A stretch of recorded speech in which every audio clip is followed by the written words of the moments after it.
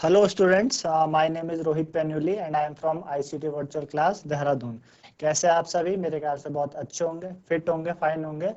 हम class 8 science कर रहे हैं जिसमें कि हमारा ऑनगोइंग चैप्टर 6 कंबशन इन फ्लेम चल रहा है। और इसमें अभी तक हमने क्या किया था थोड़ा आपको बता देता हूँ। हमने सबसे पहले समझा था कि व्हाट डज कंबशन मीन्स, है ना, कंबशन का क्या मतलब होता है, कंबशन होता है क्या, ये हमने समझा था। हमने देखे थे combustible substance, non combustible substance, ये चीजें हमने देखी थी। और फिर हमने देखा कि क्या जरूरी है कंबशन के लिए, है ना। कंबशन के लिए एयर बहुत ही इसेंशियल होती है, बिना एयर के हम कंबशन को नहीं कर सकते। दूसरी चीज हमने क्या की थी, आपका इग्निशन टेम्परेचर। इग्निशन टेम्परेचर वो मिनिमम टेम्परेचर जिस पे आपका कंबशन स्टार्ट होता है। अगर इग्निशन टेम्परेचर कोई भी सब्सटेंस अचीव नहीं कर पाता तो कंबशन आपका पॉसिबल नहीं है। इतना हमने किया था ये चीज, ठीक। फिर हमने बात की इनफ्लेमेबल सब्सटेंस जिनका कम इग्निशन टेम्परेचर बहुत ही कम होता है, इतना कम होता है कि वो इजिली क्या कर देते हैं, catches fire. Fuel, petrol, LPG, इस तरीके की जो चीजें होती है इनफ्लेमेबल, अति जलनशील तत्व हमने पढ़े थे। फॉरेस्ट फायर के बारे में हमने समझा था, है ना। ये सारी चीजें हमने समझी थी। हमने देखा था कि इन सब्सटेंसेस को जब आग वगैरह लग जाती है तो कैसे उनको एक्सटिंग्विश किया जाता है, बुझाया जाता है। तो हम फायर एक्सटिंग्विशर्स की मदद से हमने देखा था कि वाटर एक ही कॉमन एक्सटिंग्विशर्स है, फायर एक्सटिंग्विशर है जो कि बहुत ही कॉमन होता है आग को बुझाने के लिए, है ना। पर वाटर का लिमिटेड यूज है कि वो वुड, पेपर, इन जगह ही यूज हो पाता है। इलेक्ट्रिकल इक्विपमेंट जहाँ है वहां पे हम वाटर को ऐसा यूज नहीं कर सकते। क्यों? क्योंकि वहां पे वाटर और भी खतरनाक साबित हो सकता है, क्योंकि इलेक्ट्रिकल इक्विपमेंट है। आपको पता है कि water is a good conductor of electricity, उसको कंडक्ट करेगा, है ना। हमने पढ़ी थी। तो हमने कहा कार्बन डाइऑक्साइड एक एक्सीलेंट फायर एक्सटिंग्विशर है जो इलेक्ट्रिकल इक्विपमेंट में और हर जगह यूज हो सकता है ना।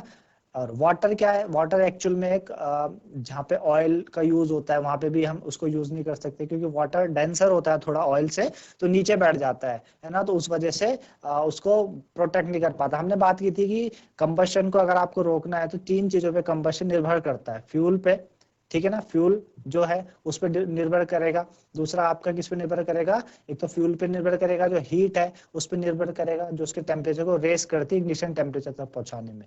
और एक उसका इग्निशन टेम्परेचर, है ना। दो तीन चीजें हैं जहाँ पे फ्यूल निर्भर, कंबशन इन चीजों पे निर्भर करता है। तो किसी की ऑक्सीजन पे भी तीन चीज, फ्यूल, ऑक्सीजन और हीट, जो उसके इग्निशन टेम्परेचर तक उसको पहुंचाता है। इन तीन तीन चीजों में से अगर आप किसी एक चीज को भी क्या कर दे, रोक दे, कट ऑफ कर दे, तो आप क्या कर पाते हैं, उसको संभाल लेते हैं, है ना। तो ये चीज है। कार्बन डाइऑक्साइड बहुत ही अच्छा क्या करता है, फायर एक्सटिंग्विशर का काम इसमें करता है। वो एक ब्लैंकेट की तरह कवर अप कर लेता है, ऑक्सीजन की सप्लाई को कट करता है और उससे आपका जो आग है जो भी है बुझ जाती है। तो इतना हमने किया था। आज हमने टाइप ऑफ कंबशन स्टार्ट करना है, तो उसको करने के लिए स्मार्ट बोर्ड की तरफ चलते हैं। तो हमारे पास है टाइप ऑफ कंबशन, ठीक है ना, टाइप ऑफ कंबशन।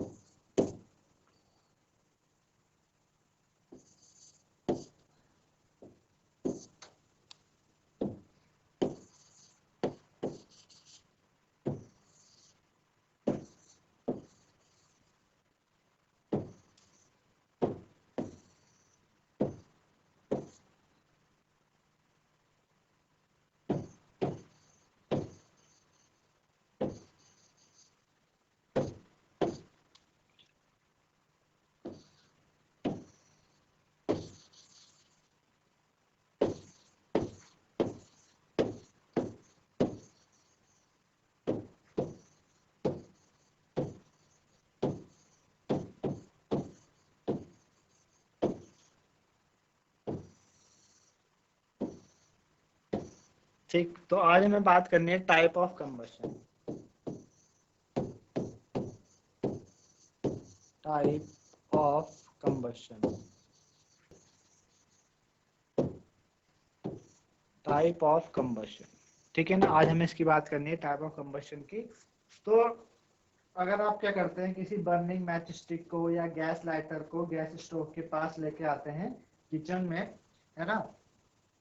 तो हम क्या करते हैं, turn on the knob of the gas stove. Gas stove की जो नॉब है, जो उसका वो है, उसको हम टर्न ऑफ कर देते हैं और हम देखते हैं, है ना। हम देखते हैं कि जो गैस है वो जब बर्न होती है रैपिडली तो क्या करती है, हीट और लाइट प्रोड्यूस करती है ना। हमने क्या किया है, जलती हुई मैच स्टिक को या गैस लाइटर को गैस स्टोव के पास लेके आए और हमने गैस का जो स्टोव है उसको ऑन किया, तो हमने देखा कि जो गैस है वो बर्न करी रैपिडली एंड प्रोड्यूस हीट और लाइट। गैस क्या करती है, रैपिडली बर्न करती है और हीट और लाइट प्रोड्यूस करती है। जो गैस है ना, आपने क्या किया, आपने जो गैस स्टोव के पास जब जलती हुई कैंडल लेके आए तो आपने यहाँ लाइटर लेके आए, तो गैस है वो बर्न करती है ना, जलती है। और कैसे जलती है,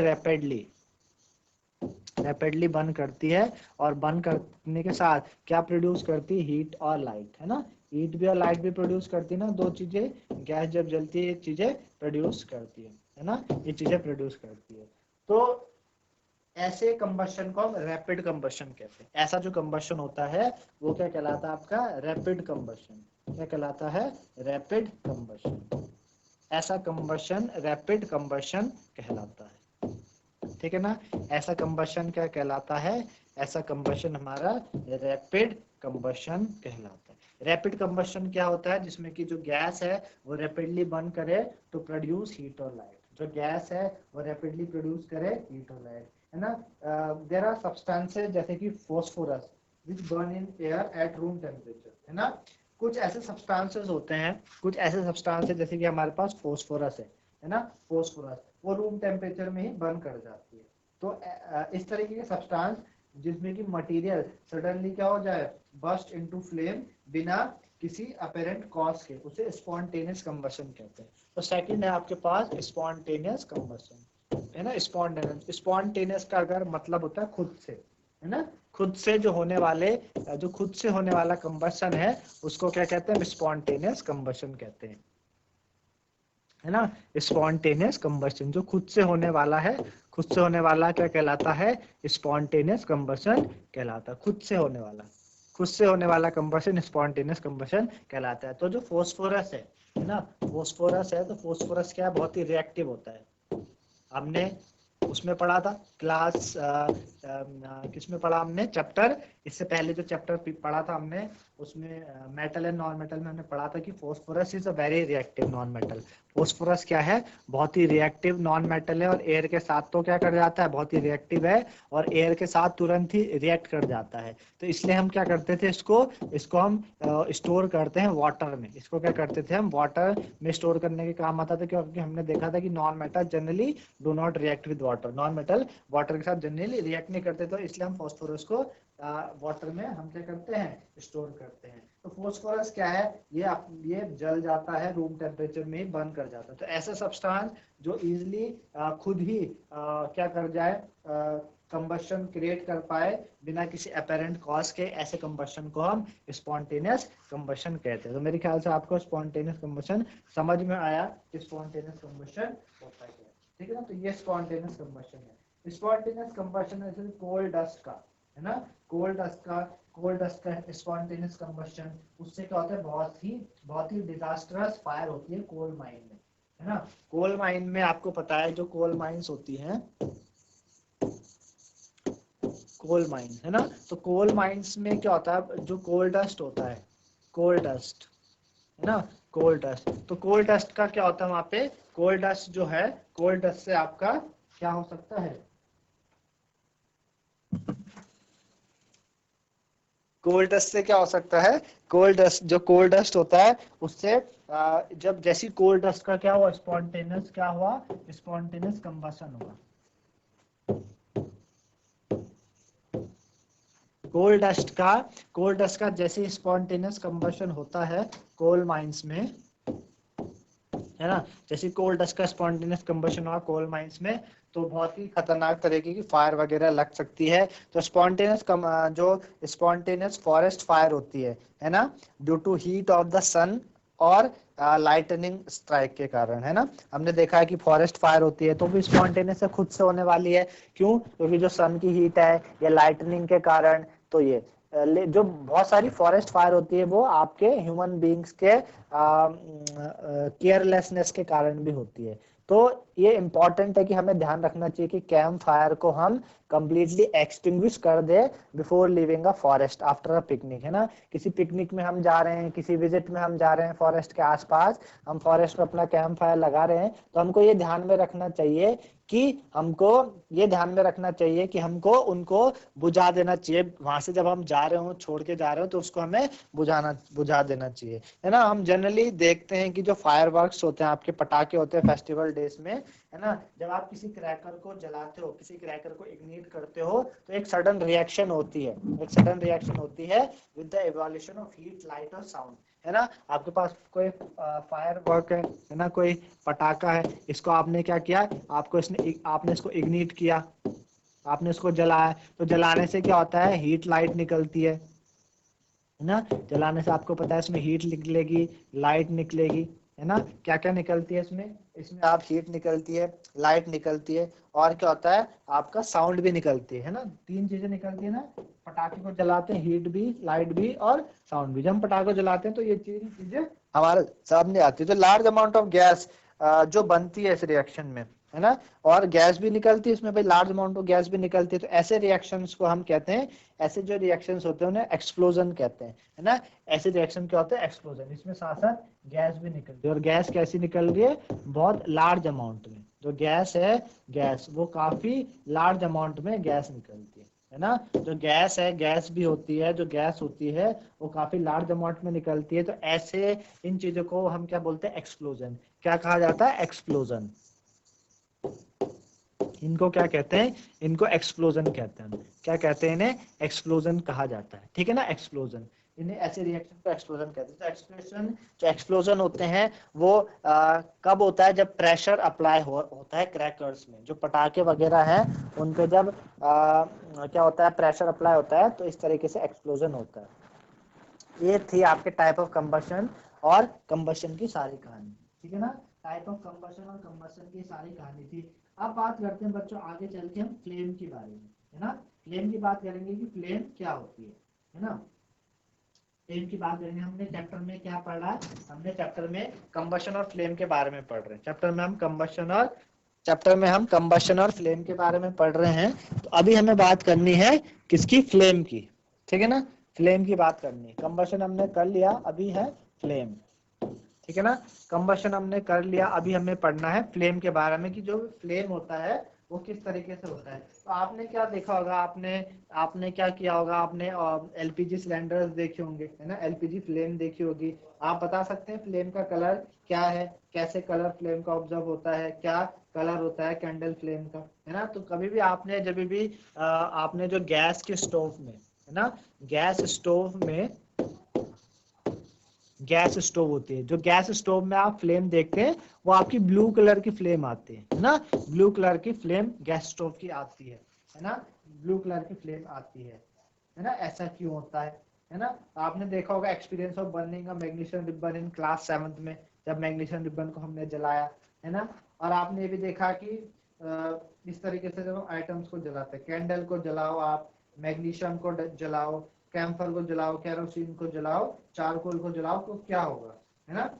इन सबको जलाने से क्या होगा, तो जरा 3-4 चीजें। जैसे हम कैंडल को जलाते हैं तो कैंडल में फ्लेम निकलती है, कैंडल को आप जलाओगे तो कैंडल में फ्लेम निकलेगी, है ना। कैंडल में क्या होगा, फ्लेम निकलेगी। इसी तरीके से हम क्या करें, मैग्नीशियम को हम जलाया, मैग्नीशियम रिबन को, उसमें भी एक तरीके की फ्लेम निकलती है। कैम्फर जो होता है, कैम्फर में नहीं होता।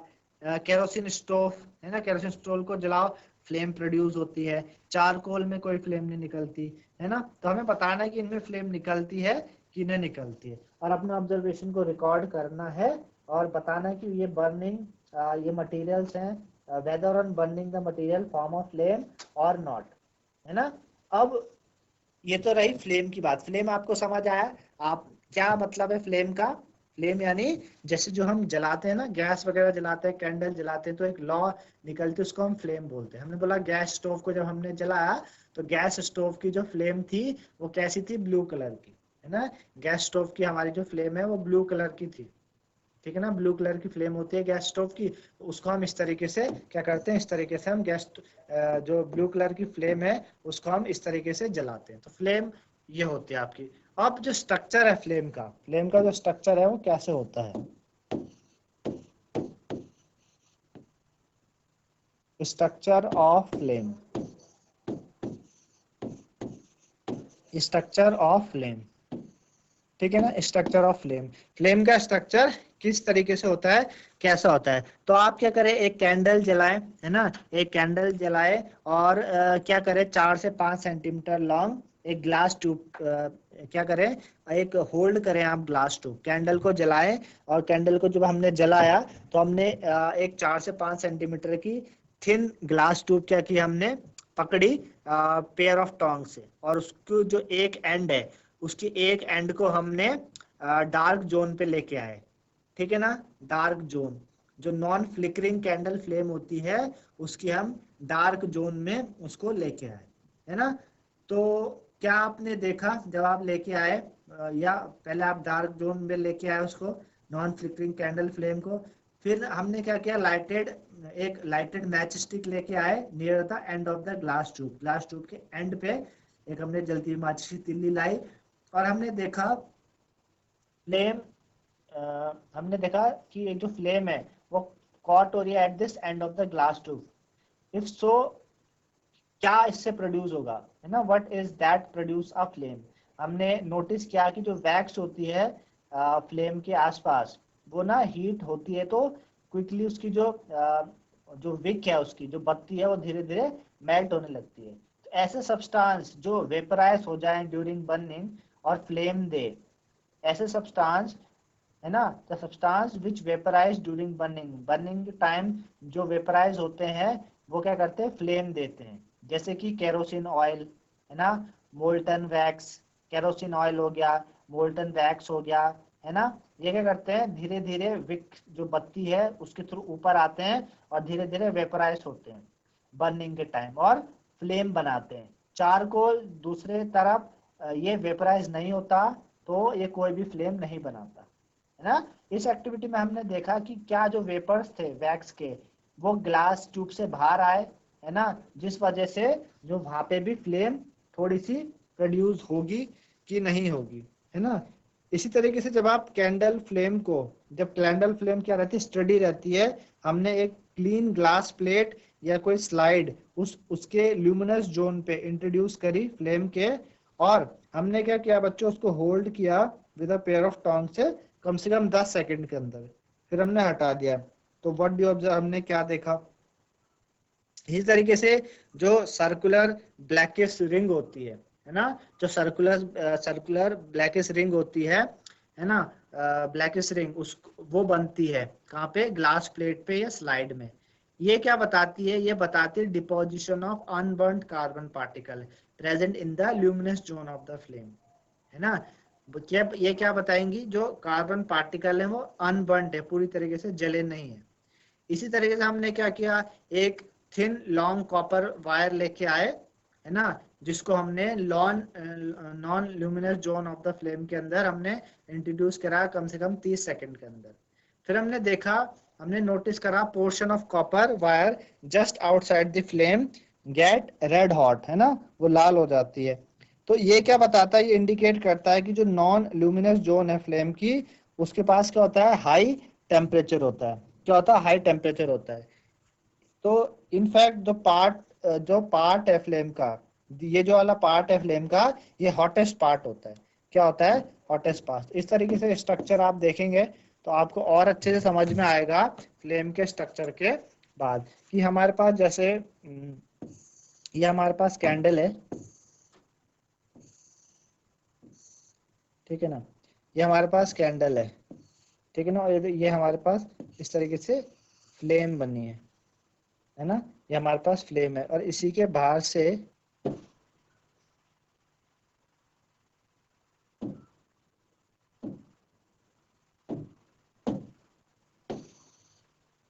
ये हमारे पास कैंडल है, ठीक है, ये हमारे पास क्या है, कैंडल है, ठीक। अब 3-4 तरीके की चीजें होती हैं,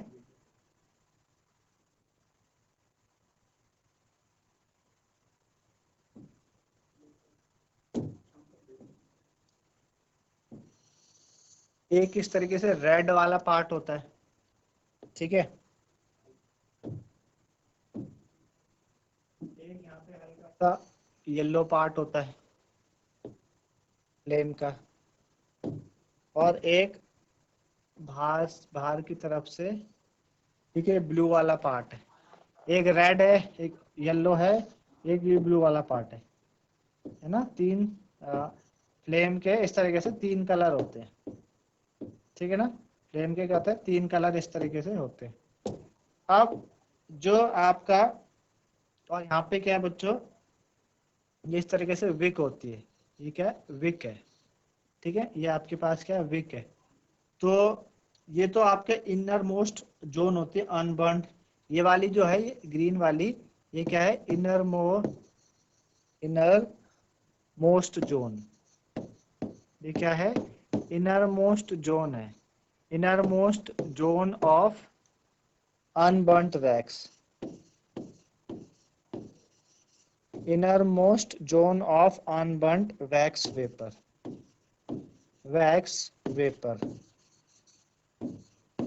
inner most zone of unburnt wax vapour जो ब्लैक होती है, ठीक है। चलो, ये जो आपको दिख रही है येलो वाली, ये आपकी क्या, मिडिल जोन है, मिडिल जोन, ठीक है ना, मिडिल जोन है ऑफ पार्शियल कंबशन। यहाँ पे कंबशन कैसा हो रहा है, पार्शियल हो रहा है, पार्शियल कंबशन, वो येलो कलर की होती है ना। और ये जो बाहर वाली है ब्लू, ये आउटर जोन है, आउटर जोन। यहाँ पे कैसा हो रहा है, कंप्लीट कंबशन हो रहा है, कंप्लीट कंबशन,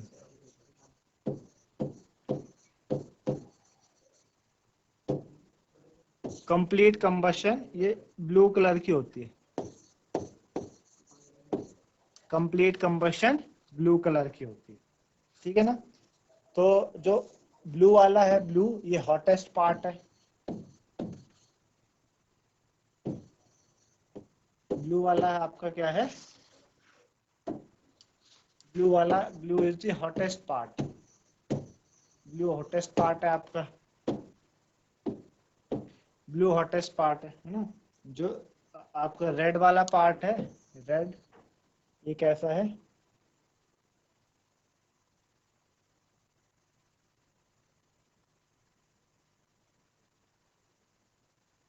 ठीक है ना। जो रेड वाला पार्ट है वो आपका मॉडरेटली हॉट है,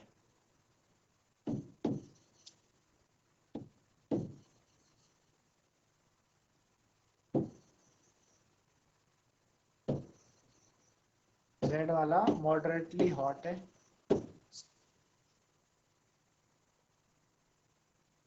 और जो अंदर वाला पार्ट है लीस्ट, ये वाला, ये लीस्ट हॉट है, क्या है, लीस्ट हॉट है, ठीक है ना, ये लीस्ट हॉट है। तो इस तरीके से है।